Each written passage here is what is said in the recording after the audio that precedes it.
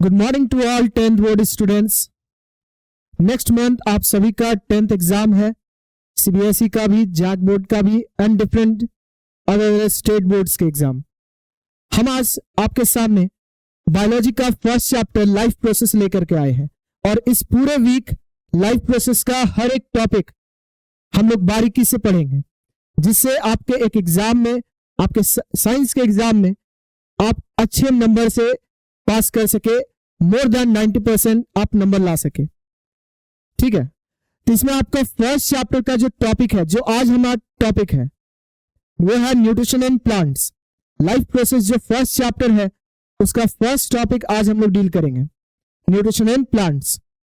वैसे इस चैप्टर का और जो टॉपिक्स है, जैसे कि आपका digestion in animal, respiration in plant, respiration in animal, transportation in plant, transportation in animal and excretion, ये सारे टॉपिक्स को हम लोग आने वाले कुछ दिनों में कवर करेंगे। फर्स्ट टॉपिक पे आते हैं हम लोग, जो है न्यूट्रिशन। न्यूट्रिशन का मतलब क्या होता है? न्यूट्रिशन का मतलब फूड का इंटेक करना और उस फूड का यूटिलाइजेशन करना, इसको हम लोग कहते हैं न्यूट्रिशन। न्यूट्रिशन में जो हम अभी वर्ड बोले फूड, ठीक है, तो फूड क्या है? फूड ऐसे सब्सटेंस है जिसमें हम लोग को न्यूट्रिएंट मिलता है। तो अब सवाल आया, व्हाट इज न्यूट्रिएंट? तो न्यूट्रिएंट क्या है? The material which provide nutrition to organism. कुछ वैसे सब्सटेंस जो एक ऑर्गेनिज्म को न्यूट्रिशन प्रोवाइड करता है, उसे हम लोग न्यूट्रिएंट्स कहते हैं। ये न्यूट्रिशन जो है वो दो टाइप का होता है, ऑटोट्रॉपिक एंड हेटेरोट्रॉपिक। ऑटोट्रॉपिक का मतलब हुआ ऐसे ऑर्गेनिज्म जो अपना फूड का इंटेक या बोले फूड का फॉर्मेशन खुद से बनाते हैं, खुद से अपने बॉडी में ही फूड का प्रिपरेशन करेंगे। And those type of nutrition या that mode of nutrition in which an organism prepare its own food is known as autotrophic nutrition. जैसा कि प्लांट्स ये न्यूट्रिशन को फॉलो करेंगे, ऐसा भी नहीं बोला जा सकता कि all plants perform autotrophic nutrition, क्योंकि कुछ ऐसे प्लांट्स हैं जो कि दूसरे प्लांट से अपना न्यूट्रिएंट ऑब्टेन करते हैं। तो हम लोग ऐसा नहीं बोल सकते कि all plants are autotrophic organism. Those plant which are green in colour, and why I am saying green in colour, because in plant a pigment is found which is known as chlorophyll.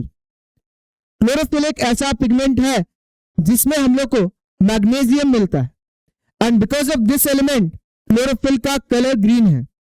And chlorophyll is present in each and every cell of the plant. Basically ये plant के leaf में मिलते हैं, and leaf में ही इस chlorophyll के वजह से लीफ का कलर ग्रीन होता है। तो जिन ऑर्गेनिज्म के पास क्लोरोफिल होता है या क्लोरोफिल लाइक स्ट्रक्चर होता है, वो autotrophic mode of nutrition follow करते हैं। और इसका एग्जाम्पल में हम लोग केवल प्लांट नहीं कह सकते, क्योंकि अभी मैंने जस्ट कहा कि ऐसे प्लांट भी हैं जो दूसरे प्लांट से अपना न्यूट्रिएंट ऑब्टेन करते हैं, and those plant are known as parasitic plant. For example cuscuta. Cuscuta एक ऐसा प्लांट है जो कि अपना न्यूट्रिएंट दूसरे प्लांट से ऑब्टेन करता है, अपना फूड एज वेल एज अपना वाटर, इनका भी इंटेक ये दूसरे प्लांट से लेता है। ठीक है, तो हम लोग कहेंगे क्या, what is the example of autotrophic organism? Then हमको कहना होगा, या हम लोग सभी कहेंगे कि इसमें एग्जाम्पल हो गए green plants, green plants and some bacteria.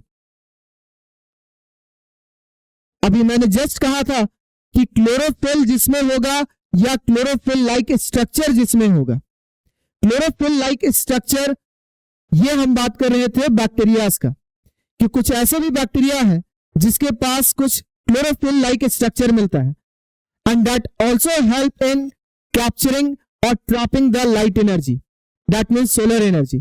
ठीक है, we can say that structure as bacteriochlorophyll. इसके बारे में डिटेल हम लोग हायर क्लासेस में पढ़ेंगे। अभी हमारे लिए ये काफी है कि bacteriochlorophyll are the structure which resembles like chlorophyll in plant, higher plants, and because of that bacteria, some bacteria as well prepare its own food by themselves. And the process by which an organism prepare its food by themselves by using chlorophyll light energy is known as photosynthesis. ठीक है, तो अब हम लोग का next topic है photosynthesis. Photo means क्या होता है, तो लाइट, एंड सिंथेसिस का मतलब होता है formation. That means light energy के मदद से किसी चीज का फॉर्मेशन हो रहा है। ठीक है, पूरे अर्थ में जो एकमात्र सोर्स ऑफ एनर्जी है, it is sun. Sun is the ultimate source of energy in whole earth. Sun ही एकमात्र ऐसा एनर्जी है जो बाहर से, एक सेलेस्टियल बॉडी है जो कि बाहर से एनर्जी प्रोवाइड कर रहा है, and because of that energy हमारे प्लांट्स, ग्रीन प्लांट्स अपना फूड बनाते हैं। समझे? अब इस फोटोसिंथेसिस में जो रॉ मटेरियल्स यूज होता है उसका अगर बात करें तो सबसे जरूरी है सनलाइट, देन क्लोरोफिल, क्योंकि इस लाइट एनर्जी को ट्रैप करना केवल एक ही मॉलिक्यूल करता है, वो है chlorophyll. So chlorophyll is the second raw material for photosynthesis, and third is CO2, जिस कार्बन डाइऑक्साइड को यूज किया जाता है ताकि वो ग्लूकोज बनाया जा सके। कार्बन डाइऑक्साइड का जो कार्बन है, उसी कार्बन को हम लोग यूज करते हैं ग्लूकोज का स्केलेटल स्ट्रक्चर बनाने के लिए। Skeletal structure that means C6H12O6 में जो 6 कार्बन है, वो 6 के 6 कार्बन इस CO2 से आते हैं। एज वेल एज यहां पे हम लोग को वाटर भी लगेगा। समझे? तो these are the 4 raw material which are used in photosynthesis: sunlight, chlorophyll, CO2 and water. अब इस फोटोसिंथेसिस का जो स्टेप्स है, जैसा कि आपके एनसीईआरटी में मेंशन किया गया है, हम लोग को यह भी ध्यान रखना है कि बोर्ड एग्जाम के लिए हम लोग को भी क्या रहना है, एनसीईआरटी कंफाइंड रहना है, बहुत ज्यादा आउटसाइड नहीं पढ़ना है। जैसा बुक में दिया गया है उसी के अकॉर्डिंग पढ़ना है। हमारा जो रिवीजन भी अभी होगा वो हम लोग फोकस करेंगे कि एनसीईआरटी के ही ट्रैक में रहे। समझे? तो फोटोसिंथेसिस का जो स्टेप्स है, सबसे पहला step in photosynthesis is trapping of light energy. Light energy को ट्रैप करना, लाइट एनर्जी को ट्रैप करना, यह सबसे पहला इवेंट है फोटोसिंथेसिस का। और इसको ट्रैप कौन करता है, तो क्लोरोफिल मॉलिक्यूल। क्लोरोफिल किस में प्रेजेंट है, तो प्लांट के लीफ सेल में। लीफ सेल में वो कहां पे प्रेजेंट है, तो in a cell organelle which is known as chloroplast. तो क्लोरोफिल जो है लाइट एनर्जी को ट्रैप किया। देन इस क्लोरोफिल का काम होता है कि लाइट एनर्जी को कन्वर्ट करना इनटू केमिकल एनर्जी। जैसा हम लोग जानते हैं, एक बेसिक से एग्जांपल लेते हैं, हम लोग किसी भी कंट्री में जाए, उस कंट्री का अगर करेंसी हमारे पास ना हो तो हम लोग वहां पे कुछ भी चीज ना खरीद सकते हैं, ना वहां पे कुछ वैसा सेल या बेच सकते हैं। ठीक है, तो उसका उस कंट्री का हमारे पास करेंसी होना चाहिए। हम लोग अगर रुपीज को लेकर के यूएसए में चले जाए तो वहां पे डॉलर चलेगा, तो रुपीज तो हमारा काम आएगा नहीं। ठीक है, दैट मीन्स उस रुपीज को कन्वर्ट करना होगा डॉलर में। सिमिलरली प्लांट में भी जो लाइट एनर्जी है उसको डायरेक्टली यूज नहीं किया जा सकता फूड के फॉर्मेशन के लिए, तो उस लाइट एनर्जी को क्लोरोफिल केमिकल एनर्जी में कन्वर्ट करता है। एंड केमिकल एनर्जी का जो नाम है वो है ATP, adenosine triphosphate, and second one is NADPH, nicotinamide, adenine dinucleotide phosphate hydrogen. It is not essential for class 10th, but अगर आप पहले से पढ़े तो आपको मालूम होगा, इसलिए मैंने यहां नाम लिया। ATP and NADPH are chemical energy, and this chemical energy is formed by the light energy by the help of chlorophyll. And जब ये वर्क होता है, लाइट एनर्जी को केमिकल एनर्जी में कन्वर्ट किया जाता है, तो प्लांट जो है वाटर दैट मीन्स H2O इसको स्प्लिट करता है। स्प्लिटिंग का मतलब इसको ब्रेक करेगा, एंड ब्रेक करके यहां पे ऑक्सीजन इवॉल्व करेगा। ओके, वाटर का splitting and evolution of oxygen takes place simultaneously with the second step, that means light energy का conversion into chemical energy and simultaneously water split हुआ और oxygen बना।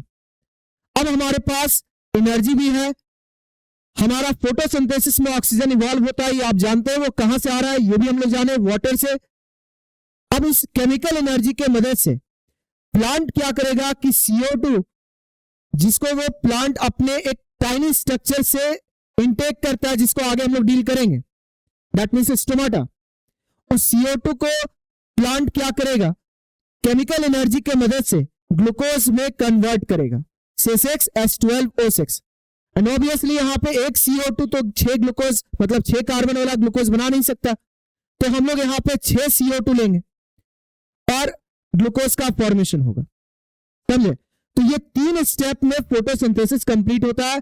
First one is trapping of light energy by chlorophyll molecule, conversion of light energy into chemical energy, that means ATP and NADPH, with simultaneous splitting of water into oxygen. And third one is reduction of carbon dioxide into glucose. Why I am saying that here reduction takes place? Because CO2 में हम लोग hydrogen add किए। आप जैसे देख सकते हैं CO2 एक कार्बन के साथ था, हाइड्रोजन का addition is known as reduction, ठीक है। मेन इसका फोटोसिंथेसिस का तो बहुत लंबा डिटेल में है, लेकिन वो अभी हम लोग 10th में उतना नहीं जानना। 10th में बस इतना ही 3 बेसिक स्टेप अगर पूछा जाए तो इससे ज्यादा नहीं बढ़ना है, ठीक है। What are the events of photosynthesis? First one is trapping of light energy into chemical trapping of light energy by chlorophyll molecule. Second one is conversion of light energy into chemical energy by chlorophyll molecule and simultaneous splitting of water into oxygen. And last one is reduction of carbon dioxide into glucose. Okay अब हम लोग इस पूरे photosynthesis को summarise करें एक single equation में, तो हम लोग कहेंगे कि प्लांट जो है, ठीक है, प्लांट CO2 लिया, ठीक है, प्लांट वाटर लिया। प्लांट CO2 कहां से लेता है? From the tiny pores present on the leaves which is known as stomata. And water कैसे लेता है? तो फ्रॉम देयर रूट्स। प्लांट का लीफ, स्टेम पानी को एब्जॉर्ब नहीं कर सकता, वाटर का absorption takes place only from root. तो वाटर एंड यहां पे हम लोग ऐसा पढ़े भी है कि यहां पे CO2 और H2O मिलकर के ग्लूकोज बनाएगा, C6H12O6 plus oxygen and water का भी रिलीज होता है, ठीक है। ये जो इक्वेशन है CO2 plus H2O gives C6H12O6 plus O2 plus H2O। This photosynthesis equation is unbalanced. हम लोग इसको बैलेंस करेंगे, जैसा कि हम लोग जानते हैं कि CO2 यहां पे 6 लिया गया था, तो हम लोग यहां 6 CO2 ले लिए एंड 6 CO2 से 6 कार्बन वाला एक ग्लूकोज बनेगा। वाटर का अगर देखा जाए तो यहां पे 12 H2O मॉलिक्यूल लिया जाता है एंड ऑक्सीजन का एवोल्यूशन केवल एक होगा, या 6 मॉलिक्यूल ऑफ ऑक्सीजन का एवोल्यूशन हुआ। एंड फॉर बैलेंसिंग, ठीक है, हम लोग यहां पे 6 H2O भी ले लिए, ठीक है। So this is the complete equation of photosynthesis, 6 CO2 plus 12 H2O in the presence of sunlight and chlorophyll forms glucose, oxygen and water. Okay, coming to our next slide, जो हमारा स्टोमाटा के बारे में। स्टोमाटा क्या है? तो stomata tiny pores which are present on the surface of leaf and through which gaseous exchange takes place. Gaseous exchange का मतलब क्या हुआ कि जिस वक्त स्टोमाटा से CO2 अंदर आता है, उस वक्त स्टोमाटा से ऑक्सीजन बाहर जाता है। तो क्या प्लांट को ऑक्सीजन का रिक्वायरमेंट नहीं है? जैसे हम सभी लिविंग ऑर्गेनिज्म है, तो हम लोग को अपने बॉडी में एनर्जी बनाने के लिए ऑक्सीजन का रिक्वायरमेंट होता है। तो प्लांट को ऑक्सीजन का रिक्वायरमेंट नहीं है, बट ड्यूरिंग डे टाइम ये जो प्लांट है, जितने भी ग्रीन प्लांट्स हैं, वो सभी इतना ऑक्सीजन इवॉल्व करते हैं, इतना ऑक्सीजन का फॉर्मेशन होगा कि वो एक्सेस ऑक्सीजन को बाहर निकालते हैं। Underline the word excess, that means plant अपना नीड को फुलफिल करने के बाद ऑक्सीजन जो एक्सेस बच जाता है उसको स्टोमाटा से बाहर निकालता है during day time. Why I am mentioning during day time? Because in photosynthesis sunlight is essential and sunlight is present during day time. इसलिए हमारा लाइट एनर्जी जब डे टाइम में अवेलेबल है, उसी वक्त केमिकल एनर्जी बनेगा, और केमिकल एनर्जी जब बन रहा है उस वक्त ही वाटर का स्प्लिटिंग हुआ था। ओके, इसलिए हम लोग कहेंगे कि ड्यूरिंग डे टाइम प्लांट के बॉडी में एक्सेस ऑक्सीजन जो बन रहे हैं उनको वो स्टोमाटा के थ्रू बाहर निकाल देते हैं। ओके, एंड उसी वक्त वो CO2 को भी अंदर ले रहा है। एक और चीज याद रखना है कि जब प्लांट CO2 अंदर लेता है तो CO2 को ग्लूकोज बनाया जाता है by the help of which type of energy, light energy और chemical energy. Yes, chemical energy. That means वो केमिकल एनर्जी के मदद से CO2 को रिड्यूस करके ग्लूकोज बना रहा है। इसका मतलब यह हुआ कि प्लांट को third step, that means reduction of CO2 के लिए लाइट एनर्जी का रिक्वायरमेंट नहीं है। So third step can take place during day time as well as night time. अगर प्लांट के पास रात के समय केमिकल एनर्जी अवेलेबल होगा तो वो उस CO2 को ग्लूकोज बना सकता है। ऐसा जरूरी नहीं है कि रात के समय पौधा खाना नहीं बनाता, ठीक है, रात के समय पौधा खाना बनाता है, और ऐसा भी नहीं कह सकते कि दिन के समय पौधा खाना नहीं बनाता। पौधा दोनों टाइम 24 आवर बना सकता है, बस शर्त यह है कि प्लांट के बॉडी में chemical energy that means ATP and NADPH होना चाहिए। ओके, लाइट एनर्जी को कन्वर्ट करना केमिकल एनर्जी में, ये क्लोरोफिल का काम है और ये डे टाइम में होगा। और जब पानी स्प्लिट हो रहा है ये भी डे टाइम में होगा। इसलिए फोटोसिंथेसिस में जो ऑक्सीजन इवॉल्व होता है वो केवल डे टाइम में, नाइट टाइम में ऑक्सीजन बनता ही नहीं है। क्यों? क्योंकि ऑक्सीजन का फॉर्मेशन, वाटर का स्प्लिटिंग टेक्स प्लेस जब लाइट एनर्जी अवेलेबल हो। क्लियर है? ठीक है, तो हम लोग कहेंगे कि during day time first 2 steps takes place. First 2 step हम किसका बात कर रहे हैं? ये 2 स्टेप का बात करें कि ये first and second step during day time ही होगा, केवल दिन के समय ही होगा।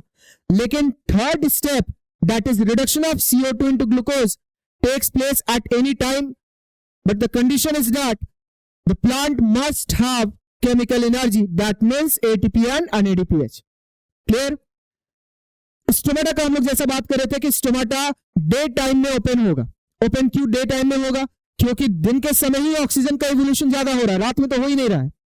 तो ऑक्सीजन जो ज्यादा बनता है पौधा में, पौधा उसको निकालेगा तो किसके थ्रू निकालेगा? तो स्टोमाटा के थ्रू। ओके, और कहां से CO2 लेगा? तो उसी जगह से। एंड एक और प्रोसेस होता है प्लांट में जो आप लोग जूनियर क्लासेस से पढ़े होंगे, transpiration, loss of water in the form of vapour through stomata is known as transpiration. That process also takes place through stomata. Clear? तो ये जो स्टोमाटा है जिसका स्ट्रक्चर यहां पे बना है, स्टोमाटा का जो स्ट्रक्चर है उसमें हम लोग को 2 बीन शेप्ड स्ट्रक्चर मिलता है। आप डायग्राम भी देख सकते हैं और इधर हम जो बना रहे हैं वो भी देख सकते हैं कि बीन शेप्ड स्ट्रक्चर, इनको कहा जाता है guard cell. They are single cell, this one is guard cell, it is also guard cell. मतलब here it is only 2 cells. Guard cell multicellular नहीं है, गार्ड सेल में 2 ही सेल यहां पे है। हर एक स्टोमाटा में डाइकॉट, आप पढ़े होंगे कि डाइकॉट क्या होता है, जिनके सीड्स में 2 कॉटिलेडन होता है उनको डाइकॉट कहते हैं। तो डाइकॉट का जो स्टोमाटा है उनमें 2 गार्ड सेल मिलते हैं एंड गार्ड सेल के पास क्लोरोप्लास्ट ज्यादा मिलता है। ये जो डॉट्स आपका बना हुआ है साइड साइड में, वो सारा डॉट्स क्या है? तो क्लोरोप्लास्ट। गार्ड सेल को सपोर्ट करने वाला इसके बाहर में कुछ एपिडर्मल सेल मिलता है which can also be called as subsidiary cell. Clear? And ये जो क्रिसेंट शेप बना हुआ है, इस शेप को क्रिसेंट कहा जाता है। तो ये क्रिसेंट शेप स्ट्रक्चर, इस पोर को हम लोग स्टोमा कहते हैं। This one is stoma, this one is guard cell and surrounding cell are known as subsidiary cell. And in guard cell the dots represent the chloroplast. Okay? अब इस stomata का structure भी हम लोग को याद रखना है। बोर्ड एग्जाम में यहां पे सिंपल से पूछ सकता है what is stomata, draw well लेवल डायग्राम ऑफ स्टोमाटा। तो stomata are tiny pores which are present on the surface of leaf which help in gases exchange. And stomata का स्ट्रक्चर ये बना हुआ है। अब इस स्टोमाटा का ओपनिंग एंड क्लोजिंग पे आते हैं। ठीक है, ओपनिंग एंड क्लोजिंग के लिए हम लोग यहां पे पढ़ेंगे कि गार्ड सेल का टर्जिडिटी किया जाता है। तो व्हाट इज टर्जिडिटी? आइए देखते हैं इसमें नेक्स्ट स्लाइड में कि टर्जिडिटी का मतलब क्या है। कि सपोज कर लेते हैं हम लोग कि हमारा गार्ड सेल कुछ इस तरह का भी है, दैट मीन्स अभी ये क्लोज है क्योंकि स्टोमा हमें नजर नहीं आ रहा, जो पोर है वो नहीं नजर आ रहा। और ये सपोज कर लेते हैं कि नाइट टाइम है, रात का समय ऑक्सीजन निकालना ही नहीं है। एंड प्लांट का सेल इंटरसेलर स्पेस उनमें ज्यादा होता है, जिस वजह से CO2 रात के समय अंदर आ सकता है, ठीक है। और CO2 अगर एक्सेस बन रहा तो वो निकल भी सकता है उसी स्पेस से, ठीक है। तो ये जो हम लोग का गार्ड सेल है अभी अपना स्टोमा को ये क्लोज रखा है, ठीक है। अब इसमें क्या होगा, जब अप्रोप्रिएट अमाउंट से सनलाइट इस लीफ पे फॉल करेगा जिस लीफ में ये स्टोमाटा प्रेजेंट है, तो सनलाइट की वजह से ये जो हमारा सब्सिडियरी सेल है कुछ आयंस फॉर एग्जांपल K+ को सब्सिडियरी सेल से गार्ड सेल में भेज देता है। And ions acts as solute किसी सॉल्यूशन में जा रहा है और सॉल्यूट किसी सॉल्यूशन से निकल रहा है, देन हम लोग कहेंगे ये सॉल्यूशन सॉल्यूट के एडिशन की वजह से हाइपरटोनिक हुआ। एंड दिस सॉल्यूशन जिससे K+ का रिमूवल हो रहा है ये हो गया हाइपोटोनिक। एंड हाइपोटोनिक में वाटर का कंसंट्रेशन ज्यादा होता है, हाइपरटोनिक में वाटर का कंसंट्रेशन कम होता है। हम लोग 9th में यह भी पढ़े हैं कि वाटर का मूवमेंट हमेशा हायर कंसंट्रेशन से लोअर कंसंट्रेशन में होता है, समझे। तो K+ के मूवमेंट की वजह से guard cell become hypertonic and subsidiary cells become hypotonic. As a result, water now moves from subsidiary cell to the guard cell. ये कब होगा, जब रात से अब सुबह हो गया, सनलाइट फॉल कर रहा, तब होगा। तब ये तुम्हारा K+ गार्ड सेल में गया सब्सिडियरी सेल से निकल करके, ठीक है।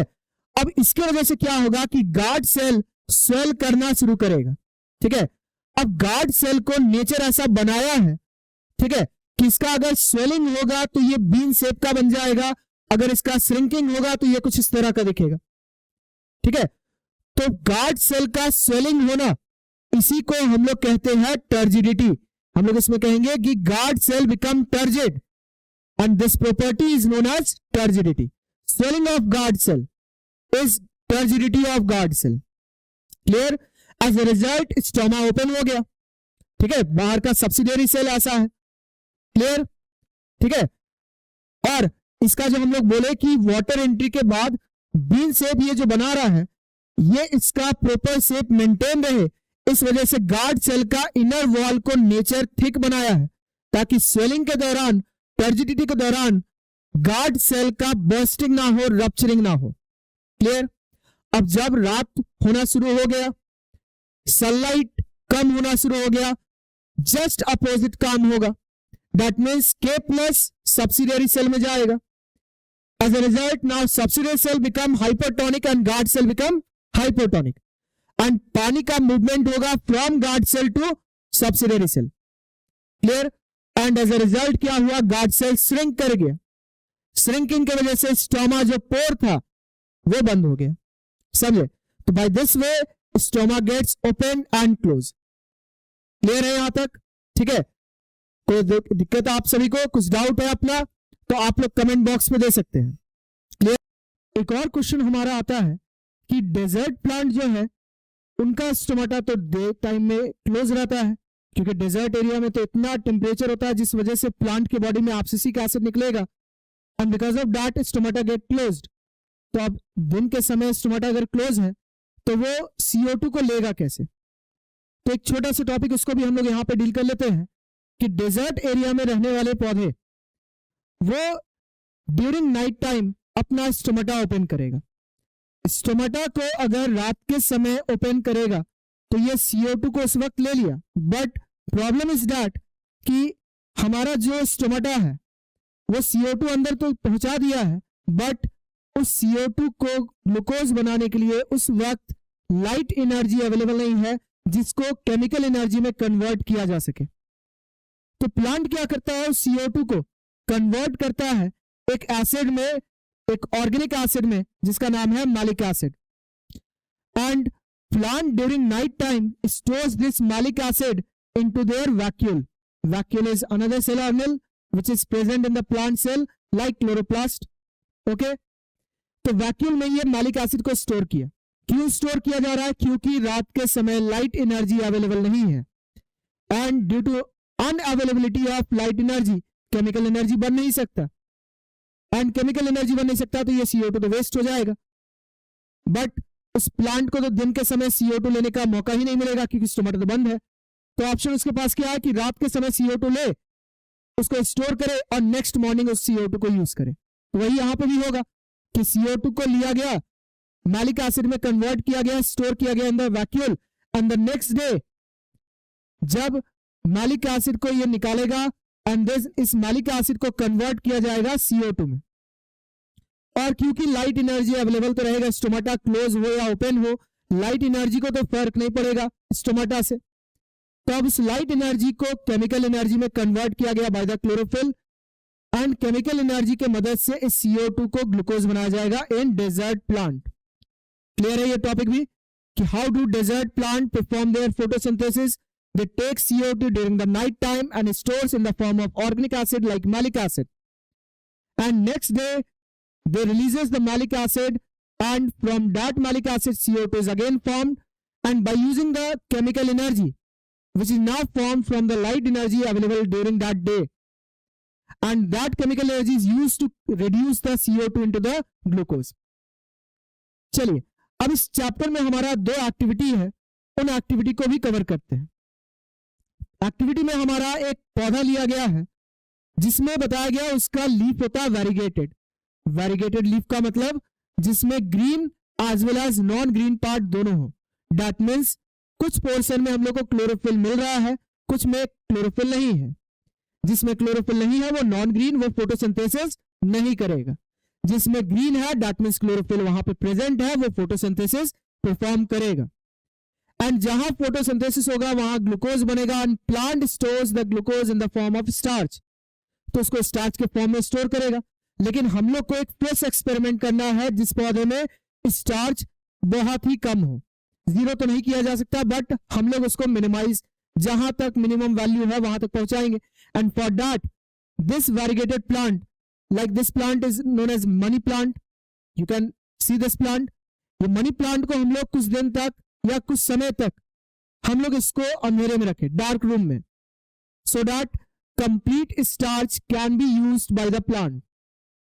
Now when this plant become de-starch मतलब उसमें स्टार्च लगभग कंप्लीट यूज हो चुका है, देन उस प्लांट को हम लोग क्या करेंगे, सन में रखेंगे, सन के पास रखेंगे, दैट मीन्स डे लाइट में रखें। क्योंकि अब हमारा एक्सपेरिमेंट बिल्कुल नया हो रहा है, पहले से स्टार्च ना के बराबर है।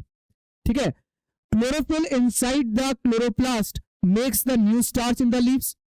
ऑब्वियसली है कि क्लोरोफिल अब उस पौधे में जो प्रेजेंट है, ठीक है, उस पौधे में जो क्लोरोफिल प्रेजेंट है वो स्टार्च का फॉर्मेशन किया, एंड स्टार्च का फॉर्मेशन उसी जगह पे होगा जो ग्रीन पार्ट है, क्योंकि वहीं पे केवल क्लोरोफिल है, नॉन ग्रीन पार्ट में तो नहीं होगा।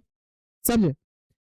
अब हम लोग क्या करेंगे, उस पौधा का एक पत्ता तोड़ लिए, ठीक है, now we pluck the leaf, one leaf, only one leaf of that plant जिसमें स्टार्च का फॉर्मेशन न्यूली, दैट मीन्स नए तरीके से नया बना होगा। समझे?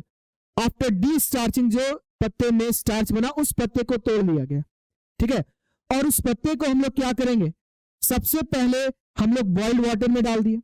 ठीक है, बॉइल्ड वाटर में डालने से इसका सेल्स वगैरह जो है डेड सेल्स हो जाएंगे, मतलब सेल का डेथ होगा, लूज हो जाएगा, ये सॉफ्ट हो जाएगा लीफ। ठीक है, now this leaf is now place in boiling alcohol. Why we use alcohol in this experiment? To destruct the chlorophyll molecule. हम लोग क्लोरोफिल मॉलिक्यूल को चाहते नहीं, आप पत्ते में उसका काम खत्म हो गया, हम लोग को एक्सपेरिमेंट में चेक करना है कि उस पौधे में स्टार्च प्रेजेंट है या एब्सेंट है। तो उसके लिए हम लोग क्या किए, एक बॉइल्ड अल्कोहल लिए, उसमें पत्ते को डाल दिए। ठीक है, कि बॉइल्ड अल्कोहल में हम लोग लीफ को प्लेस कर दिए, एंड उसके बाद उस पत्ते को निकाला गया। अब इसमें क्लोरोफिल नहीं है तो ये पत्ता हमारा, ठीक है, इसमें ग्रीन पार्ट नजर आ रहेगा नहीं। ठीक है, अब इसमें हम लोग क्या करेंगे, इसमें कुछ ड्रॉप आयोडीन सॉल्यूशन ऐड करेंगे, and when we add iodine solution to this leaf we can see that कि कुछ पोर्शन में हम लोग को क्या नजर आएगा, कुछ पोर्शन में ये ब्लू ब्लैक नजर आएगा। ठीक है, ये ब्लू ब्लैक कलर जो इंडिकेट हो रहा है, ठीक है, ये शो कर रहा है कि उस पोर्शन में स्टार्च प्रेजेंट है। क्योंकि एक वेरीगेटेड लीफ है तो इसका हर एक पार्ट ब्लू ब्लैक नजर नहीं आएगा। वही पार्ट जो हम लोग का ग्रीन था, सपोज करो ये ग्रीन पार्ट था, ठीक है, इस ग्रीन पार्ट में ही केवल ब्लू ब्लैक कलर नजर आ रहा है। एंड स्टार्च आयोडीन के साथ कॉम्प्लेक्स बनाता है and that complex is blue black in colour. This shows that इस प्लांट में जो फोटोसिंथेसिस के दौरान फूड बना था वो स्टार्च था। क्लियर है? ठीक है, वही स्टेटमेंट लिखा गया है कि now we put the leaf into the boiling water and then into the boiling alcohol. A boiling solution of alcohol breaks the cell wall and chloroplast. This breaking washes the chlorophyll into the solution. As a result, leaf loses its green color and उसका colour क्या हो गया? Colorless. Now the colorless part can easily be stained. Stain का मतलब होता है colour करना. Stain with the iodine solution. When we put the iodine solution in the colorless leaf, we see that only the green part of the leaf turns into the blue black color. Okay? हम लोग यहाँ पे क्या सी करेंगे कि यहाँ पे हम लोग को नजर आएगा कि जो ग्रीन पार्ट था वो हमारा ब्लू ब्लैक कलर का है। क्लियर है? ठीक है, तो फाइनली हम लोग को ये कंक्लूजन मिला, कंक्लूड कर सकते हैं हम लोग कि इन दिस एक्सपेरिमेंट, ठीक है, green part of the leaf turns blue black with iodine. That means green part of the leaf photosynthesize and produces starch. Since the green color of the leaf is because of chlorophyll, one can also say that chlorophyll containing part of the leaf, that means green part of the leaf, makes the starch. यह हमारा first activity था। इसमें कुछ doubt आपका? चलिए अब next हम लोग का है एक्टिविटी नंबर 2। एक्टिविटी नंबर 2 में हम लोग को यह बताना है कि क्या सचमुच प्लांट में फूड बनाने के लिए CO2 इसेंशियल है। क्योंकि कार्बन डाइऑक्साइड तो हम लोग रिलीज करते हैं, उसको मानते हैं वेस्टफुल गैस है, बॉडी से रिलीज कर दे रहे हैं, लेकिन पौधा क्या उसी CO2 को यूज कर रहा है? इसका भी एक्सपेरिमेंटली हम लोग को चाहिए होगा, प्रूफ चाहिए होगा। तो हम लोग एक पॉटेड प्लांट लीजिए, 2 पॉटेड प्लांट ले लिए, ठीक है, और एक पॉटेड प्लांट में हम लोग एक यहाँ पे पेट्री डिश रखे, ठीक है, यहाँ पे हम लोग यहाँ पे एक डिश रखे जिसमें हम लोग एक सॉल्यूशन रखे, and solution is KOH, potassium hydroxide, and दूसरा उसके साथ KOH नहीं रखा गया। KOH एक ऐसा केमिकल है, आपको एक्टिविटी का एम समझ में आया? What is the activity of what is the aim of this activity? Aim is to indicate और clarify that CO2 is essential for photosynthesis.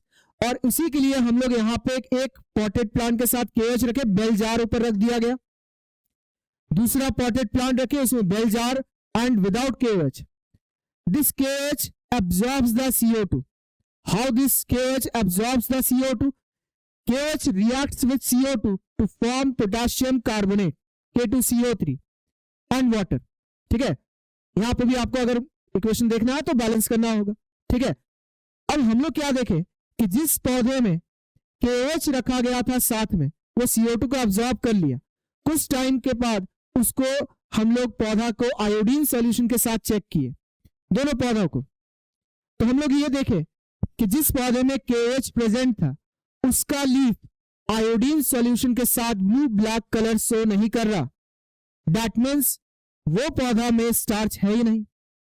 And second one जिसके साथ KOH नहीं रखा गया था वो आयोडीन सॉल्यूशन के साथ ब्लू ब्लैक कलर शो कर रहा था। दैट मीन्स उसमें स्टार्च है।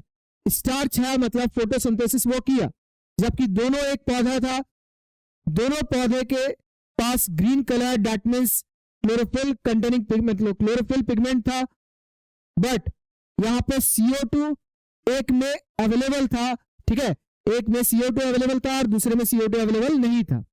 जिसमें CO2 अवेलेबल था वो फोटोसिंथेसिस परफॉर्म किया, बट जिसमें CO2 अवेलेबल नहीं था वो फोटोसिंथेसिस परफॉर्म नहीं किया। That means CO2 is one of the essential raw material for photosynthesis. Clear है? ठीक है, तो पूरे इस न्यूट्रिशन प्लांट में हमारा जो पहला टॉपिक था कि what is nutrient, what is nutrition, what are the types of nutrition, that means autotrophic जो हम लोग आज डील किए, and autotrophic mode of nutrition perform करने वाले ऑर्गेनिज्म फोटोसिंथेसिस करते हैं। फोटोसिंथेसिस का रॉ मटेरियल, फोटोसिंथेसिस का इवेंट।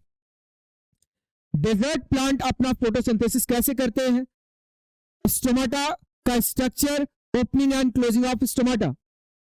और लास्ट में हम लोग देखें एक्टिविटी नंबर 1, जो कि हम लोग को ये इंडिकेट करता है, हम लोग को बताता है कि स्टार्च प्रोड्यूस होता है फोटोसिंथेसिस में फर्स्ट, एंड उसी एक्टिविटी से हम लोग को यह भी मालूम चलता है कि chlorophyll is also essential, and chlorophyll जहां होगा वहीं पे स्टार्च होगा, so that means chlorophyll also helps in the photosynthesis. And second activity indicates the essentiality of CO2 in photosynthesis. Clear है? तो आज की क्लास में हमारा आज का क्लास तो इतना ही है, ठीक है। नेक्स्ट क्लास में हम लोग कुछ और टॉपिक्स के साथ आएंगे, और जैसा कि मैंने पहले ही बताया कि हम लोग इस पूरे वीक बायोलॉजी का लाइव प्रोसेस कंप्लीट करेंगे, ठीक है। तो चलिए मिलते हैं अगले क्लास में।